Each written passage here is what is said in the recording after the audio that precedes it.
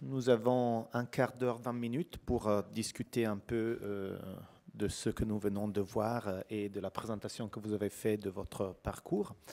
Je ne sais pas si Bénédicte a une question ou si le public a des questions à poser à Fabien Chiraud et Raphaël Siboni.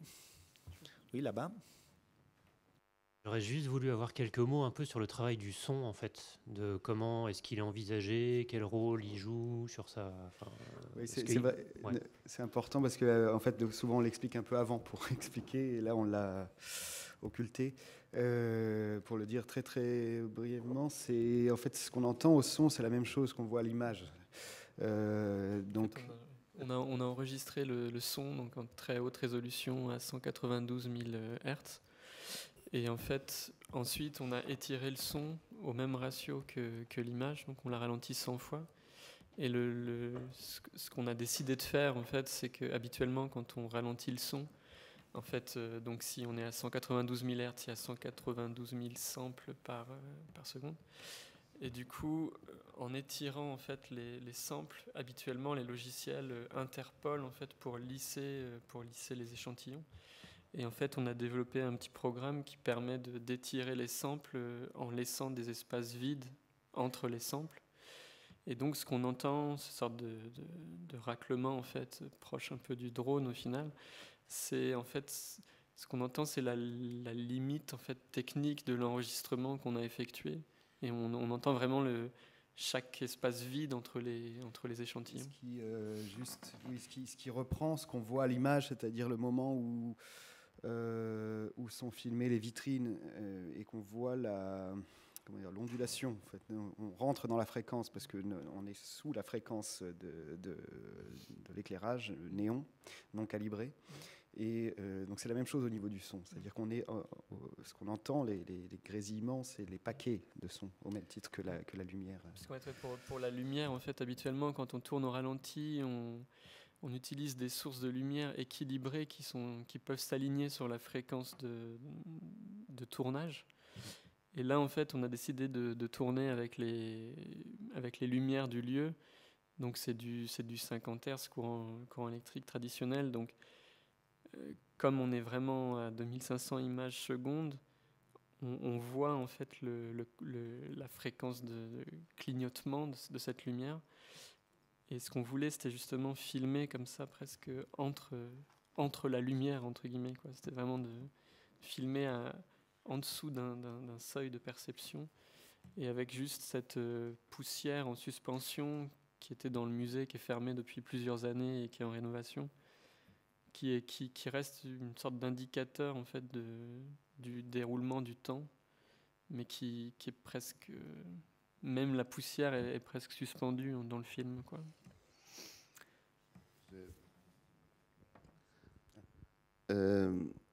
Freud, quand à un moment donné de son long parcours, se pose des questions sur la pulsion de mort, dans le livre qui s'appelle Au-delà du principe du plaisir. Et il a en tête une idée évolutionniste, donc le fait qu'on était tous des pierres, des minéraux, et qu'ensuite il y a une évolution animale, et qu'il se demande, il y a cette idée que je résume d'une manière vraiment très brutale, il puisse y avoir derrière cette pulsion de mort un désir de retour à l'état minéral. Donc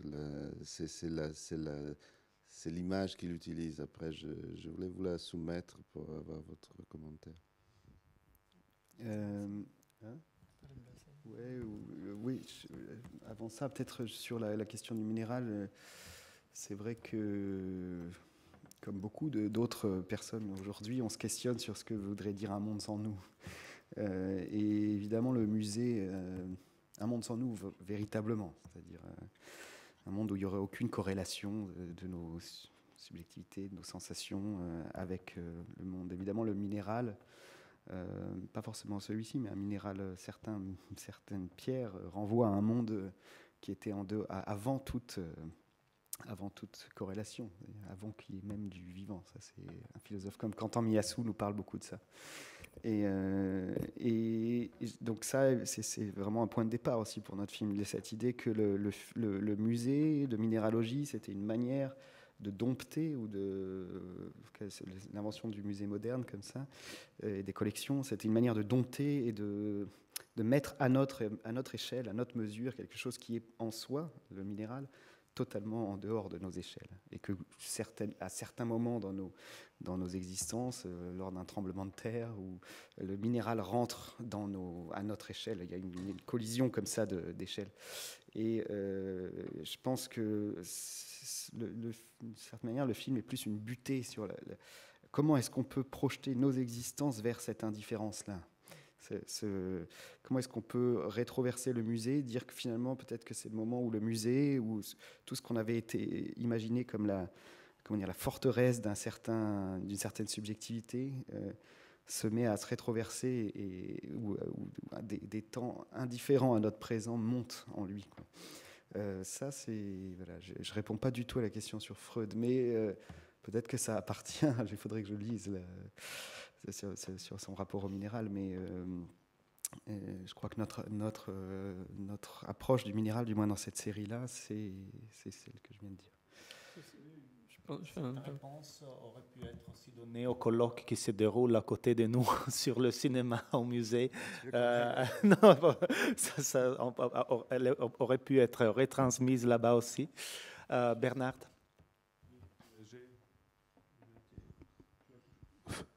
J'ai été sensible à votre description tout à l'heure, plus générale sur le travail, dans cette idée de ces abîmes de la phénoménologie, c'est-à-dire ces creux entre différentes espèces qui font d'ailleurs penser aussi à des difficultés des théories de la relativité, par exemple sur les temps, comme si des temps pouvaient coexister. Donc il me semble que là, il y a quelque chose de très intéressant dans cette idée de partir au moins de la technique de l'image et de sa relation mécanique à partir de ces creux et non pas à partir de la question de l'homme. Il me semble qu'il se pose alors à cet endroit une question qui me paraît intéressante, c'est-à-dire quelle est la valeur systématique de votre travail en général. Est-ce n'est pas là une question vraiment très humaine, celle de systématiser, de faire des séries, d'imaginer finalement un ordre pour décrire cette chose qu'on ne peut pas décrire. Et l'autre question que je me posais, toujours dans cette idée de systématique, est la fonction de la limite de l'image, en fait. Là, je pense à certaines idées de Thomas Léon, que Thomas Léon a développées en relation justement à la région centrale et à l'idée du bord, de l'importance du bord de l'image, hein, de la paupière.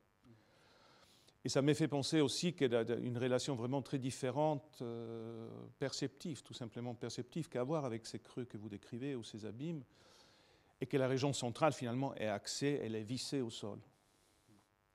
Et que nous sommes donc dans cette image, dans cette bord de l'image, quand même liés à quelque chose qui est mécanique, qui n'est pas humain, mais qui finalement nous situe dans un lieu gravitationnel que nous connaissons. Alors dans les films qu'on vient de voir, la caméra est sans gravité, sauf quand c'est quelques images où elle avance vers les vitrines, mais disons qu'en général, elle ne répond pas à la gravité. Mais elle ne répond plus non plus à la paupière. C'est-à-dire que le bord de l'image n'est pas considéré. Et du coup, je me pose une question sur les systèmes de montage. Parce que finalement, dans les montages, vous coupez les axes des mouvements de la caméra, on recommence ailleurs. Et dans ces moments, on est systématiquement dans un ailleurs par rapport au point où on était dans l'image précédente. C'est-à-dire cet endroit où dans les films de Michael Snow, il y a les X qui viennent dire la fin de la bobine et l'homme est intervenu, a changé la bobine, est revenu et on repart sur les X. Chez vous, cet endroit saute. Mais il y a quand même un système. Et donc, je me pose un peu des questions sur ces systèmes et comment vous pensez cette relation. C'est une question très très compliquée. C'est vraiment la question de notre époque. Comment est-ce qu'on arrive à penser ces espaces indifférents et comment est-ce qu'on arrive à les formaliser. Mais je pense que la manière dont on essaye toujours de l'aborder, c'est en se disant on ne peut pas franchir la barrière, c'est-à-dire partir directement là-bas, ce lieu de l'indifférence pure à notre présence. On ne peut pas faire un opéra pour les pierres, à vrai dire. C'est vrai, on peut pas. C'est une naïveté, c'est une forme de.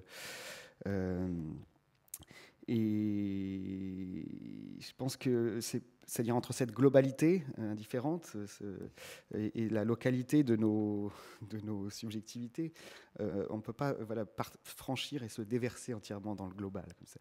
La question, c'est plutôt, et c'est pas non plus de retourner dans une subjectivité gardée, comme ça, mais c'est de retravailler ce rapport, la frontière entre comment est-ce qu'on peut redistribuer ce que nous sommes et ce qui est à l'extérieur, mais d'en travailler. Donc là, la question de bordure ou de paupières, comme tu dis, j'avais jamais pensé en termes de paupières, est vraiment très importante pour nous. Là, comment est-ce qu'on peut travailler cette question de bordure?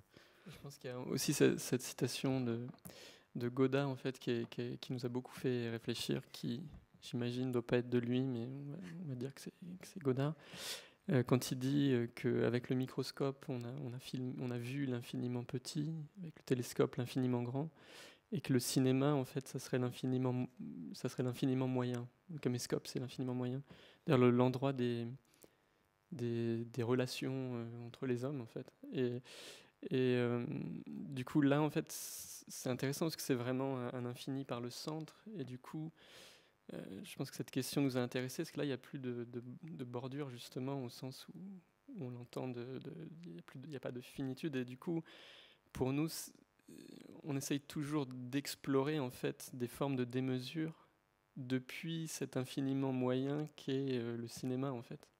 Et du coup, c'est forcément paradoxal, mais c'est ce qui est beau aussi. La facilité, là, dans ce que dit Raphaël, ce serait en effet de faire un film entièrement au télescope ou au microscope, mais la tentative malgré tout de garder, et c'est peut-être encore plus The Unmanned, la série, où il y a des personnages, il y a une histoire qui est finalement à l'échelle de l'homme, mais qui est traversée de démesures et qui avance dans ces démesures, c'est comment malgré tout tenir le moyen, mais un moyen qui se retrouve dénaturé, vraiment. Après, par rapport aux questions de montage et de durée du film, ce qui est une contrainte très forte quand on tourne au super ralenti, mais qui est en même temps assez beau comme idée, c'est qu'en fait, au super ralenti, on ne peut pas déclencher la caméra pour commencer à filmer, parce que on perdrait déjà ce qu'on veut filmer. Donc en fait, ce qui se passe, c'est que sur une caméra super ralentie, il y a de la mémoire vive qui fait qu'on peut avoir, je sais pas moi, 4 minutes d'image et qu'on déclenche la caméra, c'est-à-dire qu'elle est continuellement en train d'enregistrer et que quand elle arrive au bout de ses capacités de stockage, elle commence à réécraser ce qu'elle a enregistré le plus ancien. Et du coup, ce qu'on donne comme indication à la caméra, c'est on lui donne l'arrêt en fait. Ce qu'on dit à la caméra, c'est de s'arrêter et on sait que les 4 dernières secondes sont stockées. Donc c'est une manière de penser assez différente au final. Parce que là, on filme par la fin, forcément. C'est ça. Et du coup, voilà, il y avait vraiment. En fait, s'il y a ce système, c'est parce qu'il y a trop d'images pour qu'elles soient stockées sur des disques durs et qu'on puisse enregistrer de longues séquences. Donc, le montage est aussi déterminé par les capacités techniques qu'on a et la durée des séquences possibles. Enfin, donc, souvent, on récupère un matériel qui est en partie dicté par la technique qu'on a mis en place et ensuite, on essaye de réfléchir à comment organiser en fait, cette matière. Et évidemment, plus on essaye de rendre... Enfin, je pense qu'on l'a très bien vu hier dans le film La Région Centrale, justement, que malgré la précision qu'on essaye toujours d'avoir et la perfection qu'on essaye d'atteindre, il y a toujours des paramètres qui viennent mettre des impuretés dans tout ça. enfin, quand je voyais hier la région centrale, l'ombre de la caméra, même la texture de la pellicule abîmée au film. Enfin, il y a toujours comme ça des choses qui reviennent. Et je pense que on essaye de travailler à partir de ce qu'on obtient en faisant les choix les plus simples possibles. Ça revient à la question de la narration qui était posée ce matin à Michael. Il y a toujours une narration minimale. Là, en l'occurrence, c'est l'avancée dans un couloir. Hein. C'est juste ça qui se passe. C'est une traversée. On avance, tout simplement. Donc le tournage, comme a dit Raphaël, a duré 30 secondes, en vérité. Parce que c'est quelqu'un qui court dans un couloir et quelqu'un qui tourne autour d'une pierre. C'est tout ce qui se passe. Mais donc ces deux actions-là qui sont écrites, c'est-à-dire, ok, qu'est-ce qu'on va faire? On va avancer. Il y a toujours par rapport à la question que tu poses sur quelle est la méthode, il y a toujours, même dans la région centrale, commencer par un flou le matin, finir, ou dans la première partie, disons, quand on finit par la nuit, il y a tout ça, c'est quand même des déroulés. Donc on n'est pas dans une... on garde quand même, malgré tout, cette tension minimale qui est d'une construction temporelle. Non, mais ça me faisait penser aussi à cette question que vous évoquez là, par rapport aux coupes. Donc, je comprends mieux cette chose de penser par les 4 dernières secondes dans une toute autre idée spatiale, effectivement, de la position de la caméra. Mais ça me faisait penser à la carrière, par exemple, de Leni von Riefenstahl. L'idée qu'on commence par s'organiser autour des corps et toutes les idées de caméra sont celles du corps ou de la lumière dans son film sur les Alpes, par exemple. Toute la question de ces corps dans les lumières. Et on finit à 90 ans à filmer des poissons dans un espace où la gravité n'existait plus et la narrativité des poissons non plus. Je ne sais pas si vous connaissez les derniers films de Leni von Riefenstahl, qui sont des documentaires sur la vie des poissons. Et cette question de perte de narrativité, évidemment, dans la vie de Leni von Riefenstahl, a un lien historique très intéressant. C'est-à-dire, c'est méfier du narratif tout au long de sa vie jusqu'à venir à la vie des poissons. Il me semble que dans la question qu'on posait aujourd'hui sur les narratifs, il y a peut-être quelque chose de très différent de la pensée comme Michael répondait à cette question du narratif, à mon avis, très justement, en disant que ce ne sont pas des récits. Parce qu'on n'a pas construit, à mon avis, un wagon derrière l'autre qui donne finalement une histoire. Et il répondait par des actions, la question des actions. Il me semble qu'une fois qu'on est dans les creux, comme vous dites, il se pose un problème en plus. Parce que ce n'est pas seulement un wagon derrière l'autre qui n'a pas de sens, mais c'est aussi la limite de ce que je vois, ce que je ne vois pas. Et il me semble que là, le choix de la focale, par exemple, ou le choix que vous faites, finalement, résout certaines des questions, mais les systèmes humains, et ça c'est la limite dont vous parliez, qui me paraît tout à fait intéressant comme réponse, je veux dire, cette question des moyens. Mais pardon. Merci. Alors, d'abord une question sur une vision un peu progressiste et linéaire que vous avez dans votre travail sur le paysage, disons, quand vous enlevez tous les intermédiaires entre... tu parles de la vallée von Uxküll? Oui. Donc là, pourquoi aller choisir seulement disons, les progressions techniques et ne pas aller en arrière? Disons, vous attendez qu'il y ait des nouveaux appareils qui sont de l'ordre de, je ne sais pas combien de milliers de pixels. Mais pourquoi ne pas aller vers la pellicule, par exemple? Pourquoi, disons, il y a un choix de début et de histoire linéaire de la progression technique, tandis que votre vision à vous, c'est bascule tout type de linéarité. Donc, une première question sur ce qui me semble un peu je ne veux pas dire un paradoxe, mais quand même quelque chose qui... Après, sur la mesure minérale que je trouvais évidemment sublime, alors je me suis dit que le choix de juxtaposer, quand même, il y a une juxtaposition entre voilà, un parcours dans un couloir et une panoramique sur une pierre, quand même, oui, c'est pourquoi cette juxtaposition qui est, selon moi, une juxtaposition entre le vide, donc une phénoménologie du vide, la vitrine vide, et une phénoménologie du plan. Et en fait, évidemment, cette phénoménologie montre comment les choses sont très contaminées. Et évidemment, il y a présence dans l'abandon et abandon dans la présence. Voilà. Et dernière question, c'était déplacer l'ordre de vision humaine vers le minéral. Parce qu'en fait, dans la phénoménologie, il y a externe et interne, hétéroceptivité et interoceptivité, mais est basée sur un contour, sur la proprioceptivité, la peau ou notre contour au monde. Donc, c'est un peu votre travail à vous de basculer cette proprioceptivité qui est incrustée un peu dans la vision cinématique, dans son histoire plutôt que dans sa machine, et donc de la basculer pour... donc c'est possible de devenir minéral. L'homme ne doit pas disparaître pour avoir une vision minérale. C'est que je tentais de dire hier avec Deleuze, quand il dit il faut retrouver le plan d'immanence, non pas pour un processus d'indifférenciation, mais pour devenir roche ou devenir animaux. Ou devenir... Merci. Donc il y a 3 questions. Là. Toutes en très haute résolution.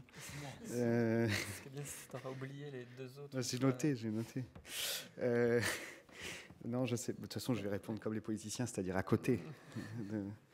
Mais non, peut-être sur la dernière, vraiment, la question de la peau et de la phénoménologie, je pense que notre travail, il se démarque assez vite des questions phénoménologiques et des questions de limites comme ça, même si je m'en rends compte en fait en participant à ce colloque qu'évidemment il démarre là avec la vallée von Uxküll et avec les mesures. Mais en regardant hier le film de Michael, je pensais c'est un film tragique en fait sur des entités dans un univers totalement indifférent, l'univers froid, glacé, indifférent à toute présence, à toute sensation. Il y a un mouvement tragique de cette machine, mais aussi nous qui essayons juste de buter sur une sphère phénoménologique, la seule chose que nous avons, et qui nous questionne, qui nous fascine et qui nous questionne. Mais nous, ce qui nous intéresse, c'est aussi, au-delà de cette butée-là, est-ce qu'on peut rétroverser la sphère entièrement ? Est-ce que c'est possible ? Est-ce que c'est possible et comment le faire ? Voilà. Ça, c'est vraiment... donc, par rapport à... Est-ce qu'on peut rétroverser au sens comme un gant, nos peaux ? Et donc, je ne sais pas comment répondre à ta dernière question, mais c'est vrai que la série des vallées von Uxküll, la série des mesures ont encore cette borne phénoménologique qui, j'espère, avec The Unmanned, ce qu'on essaye de faire, la série des techniques, se place sur un autre plan, c'est-à-dire... C'est vraiment la question qui nous intéresse, c'est quel est le type de déflagration dans la pensée que le cinéma a fait. En fait, ça, c'est vraiment quelque chose d'important. C'est-à-dire plus le déplacer de la question purement phénoménologique à une question de qu'est-ce que le cinéma nous permet de penser, où est-ce qu'il nous permet de nous aventurer en dehors du pur phénomène. Et je me dis souvent qu'en fait, ce qui est étonnant avec le cinéma, ce qui est étonnant, ce dont on se rend peut-être pas assez compte, c'est que ça fait qu'un siècle, guère plus qu'un siècle, qu'il est arrivé, qu'il a débarqué dans la cognition, dans nos modes d'inférence avec le monde. Et la pensée était avant alphabétisée, discursive. Comment le cinéma a produit, quel est le type d'inflexion, au sens où Bénédicte en parlait tout à l'heure, d'inflexion morphologique et cognitive qu'il a produit sur nous. Peut-être c'est encore trop tôt pour le dire, mais en tout cas c'est ça qui nous intéresse plus à la limite que cette fixation sur le phénoménologique. Donc ça, c'était pour répondre à la dernière question. Après, je ne sais pas si tu veux parler de la linéarité. Déjà, pour la première question, enfin, cette question de l'argentique, tout ça, je pense que ce qui nous intéressait par rapport au capteur numérique, en fait, qui était cette idée de mettre un capteur nu, en fait, par rapport à l'argentique, où en fait, c'est de la chimie. Là, il y a vraiment cette question, avec la résolution digitale, en fait, d'une sorte de maillage comme ça, qui est fait de plus en plus fin, en fait. On s'était intéressé notamment à ces implants rétiniens. En fait, le projet est parti de là, des implants rétiniens qu'on propose aux aveugles, en fait, qui permettent de revoir, donc de capteurs sur la rétine reliés aux nerfs optiques, en fait. Alors, enfin, ça, c'est la première étape de gens qui recommencent à voir en 4 pixels par 4, donc 16 pixels. Donc c'est ce carré-là. Et ce qui est très beau, c'est qu'ils doivent réapprendre à voir, c'est-à-dire qu'ils recommencent à recevoir des informations qu'au début, le cerveau ne sait pas, ne sait pas décrypter. Et que progressivement, ils peuvent recommencer à avoir des informations. Et on utilise notamment aussi des quadrillages, en fait, avec des petites pointes, soit qui sont placées sur la langue, où chaque pointe est un pixel, ou dans le dos, qui est une zone aussi assez sensible, et qui permettent d'avoir une image, donc avec des caméras sur des lunettes, une image du monde qui nous fait face à travers des petits points comme ça sur le dos. Et du coup, je pense que ce qui nous intéressait là, c'était plus la question d'une augmentation, en fait, de retracer cette histoire d'une augmentation de la résolution et de ce moment où on a basculé entre pellicule et numérique et où on a perdu énormément d'informations d'un seul coup. Et du coup, là, il y a des pièces qu'on n'a pas montrées aujourd'hui, mais par exemple, on s'est intéressé à la manière noire, on en parlait hier, donc une technique de gravure du XVIIe qui posait déjà ces questions de résolution, de combien de lignes il faut faire pour avoir le noir le plus pur. Donc c'est vraiment des questions de pure résolution. À quel point sur une même surface donnée, on concentre des lignes pour obtenir le noir le plus pur et le plus velouté. Et on avait fait à l'époque des très grandes plaques brutes de cuivre de 2,50 m par 1,20 m, entièrement en manière noire, ancrées, qui étaient présentées dans des musées, avec cette idée en fait que la manière noire c'était le HD du XVIIe siècle en fait, et ce qui nous intéressait, enfin de toute façon ce qui nous intéresse plus que la haute technologie, c'est pas la technologie qui nous intéresse, vraiment la question de la technique en fait, et ce qu'on avait voulu faire à travers cette pièce avec la manière noire, c'était en fait qu'est-ce que c'est être face à, de cette manière c'est des sortes de capteurs. En fait, ces plaques qui étaient ancrées, c'était comme des capteurs qui étaient morts, en fait. C'est-à-dire, ça a été la résolution d'une époque, et aujourd'hui, c'est des choses qui ne nous parlent presque plus, en fait, qui sont totalement muettes. Et du coup, c'est plus ce rapport à la résolution qu'on veut mettre en place dans la vallée Monuxcule que reprendre de manière exhaustive toutes les manières qu'on a eues de faire, de capturer des images, en fait. C'était le côté progressiste de la série qui te dérangeait, un peu positiviste comme ça. Ouais.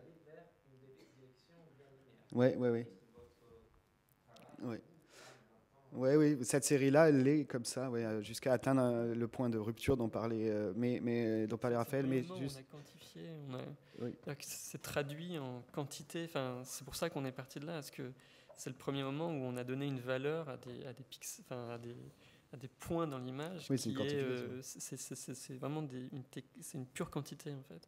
Avant, on est dans autre chose en fait. Il me semble qu'il y a un aspect. J'essaye de ramener ce que vous racontez sur ces systèmes de captation et sur ces systèmes finalement de résolution vers une chose plus générale par rapport à cette question de l'histoire du cinéma et qu'est-ce que le cinéma a produit. Il me semble qu'il y a une chose qui a à voir aussi avec cette idée de progrès qui quand même est un peu implicite dans beaucoup de systèmes que vous mettez en place. Il me semble qu'il y a un lien très intéressant, et que Bénédicte en partie connaît beaucoup mieux que moi, mais entre la relation entre le suprématisme et cette idée de cinéma tel que Eisenstein, par exemple, l'a pensé, la notion d'une nature non indifférente, des notions qui me semblent très intéressantes par rapport à l'idée que tu viens d'expliciter du gant. Cette idée qu'on pourrait retourner les gants et avoir une autre finalement réelle. Et je pense notamment au texte de Florensky sur l'iconostase. Et l'idée qu'il y a dans la pensée orthodoxe de l'image, qui me semble vraiment fondamentale pour penser le cinéma dans les années 20, l'idée qu'il y a quand même quelque chose de concret. C'est-à-dire l'icône étant cet objet concret qui est un inversement du monde réel.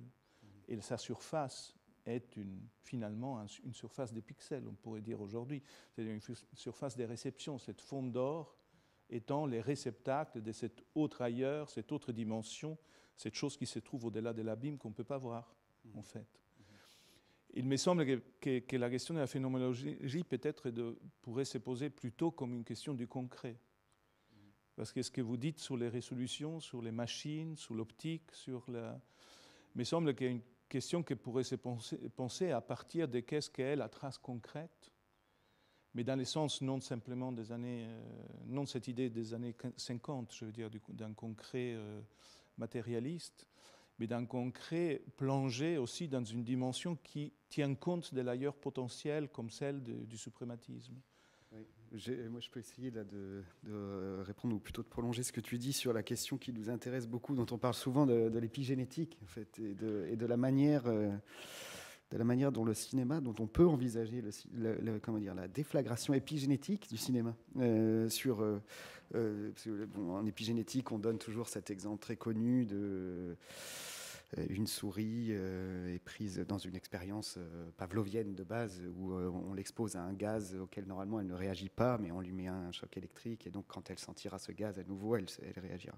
Ça, c'est pavlovien, on le connaît. Mais ce qui est plus intéressant et plus important dans les découvertes de l'épigénétique, c'est que normalement, ces souris, toutes les souris qui ne réagissent pas à ce gaz, en fait, cette souris-là qui a été conditionnée a des petits. Ces petits, quand ils sont exposés au gaz, ont la même réaction de peur, alors qu'il n'y a plus de choc électrique, et ainsi de suite sur 4 ou 5 générations.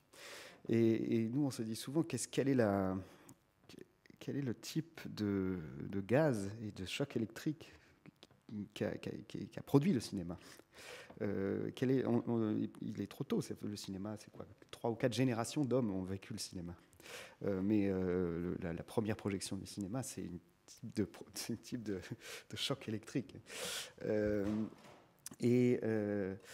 Donc là, c'est plutôt quand tu parles du concret, j'essaie de le déplacer vers ça, c'est-à-dire quand on parle de la technique, justement, c'est jamais vraiment la question du progrès, c'est plus la question d'inventer le cinéma, c'est donc mettre ensemble une série de matériaux qui se réunissent, qui sont rassemblés en 1895. Il y a toute une série de convergences contingentes comme ça qui vont produire des corps nouveaux, qui vont produire des affects nouveaux, qui vont produire toute une nouvelle cognition.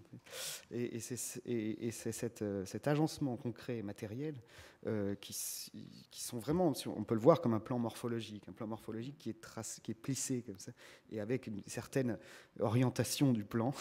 Le XXe siècle aurait été celui peut-être du cinéma, où une série de matériaux agencés auront produit cette inflexion. Et donc c'est ce type d'inflexion-là qui nous intéresse vraiment. Et vu qu'on le fait depuis le cinéma, il y a ce double truc, c'est-à-dire de parler d'une histoire des inflexions, c'est une histoire de la technique, mais depuis un lieu très spécifique, qui est une inflexion particulière, celle du cinéma. Voilà. Et du coup, cette question de la résolution aussi, on était parti du principe au début aussi que de vider en fait le film de toute figure, de toute représentation, et qu'on a essayé de faire un film où ce qu'on voyait, c'était plus une image, mais c'était la qualité d'une image en fait. Et c'est un point commun de beaucoup de films qu'on a fait, c'est-à-dire cette idée de presque que comme quand on voyait ce film, c'est comme si on voyait la surface de notre œil. Et c'est aussi ce qu'on a essayé de faire avec la mesure minérale, où il y a une telle lenteur, par exemple dans la course de points, dans la netteté et tout ça, qu'à un moment, ce qu'on voit, c'est plus l'acte de voir, en fait, qu'une image elle-même. Il y avait, la première fois qu'on a fait ce film de La vallée minuscule, qu'on a présenté en Australie, il y avait par exemple quelqu'un qui a écrit un texte sur le projet, quelqu'un qui peut-être abusait un peu des drogues, mais qui a écrit un beau texte, et qui disait en fait ce film, La vallée minuscule, c'est sans doute l'image qu'ont vu en fait les amphibiens quand ils sont sortis en fait de l'eau, et que leur œil n'était pas encore fait pour voir le monde. Ouais. Et en fait, c'est un peu fou, mais c'est une idée qui nous a intéressés. Oui, alors on s'arrête là parce que je vois dans le programme que l'après-midi commencera à 14h. Et donc, je remercie vraiment beaucoup Fabien Giraud, Raphaël Siboni et Bénédicte Duvernay pour cette deuxième partie.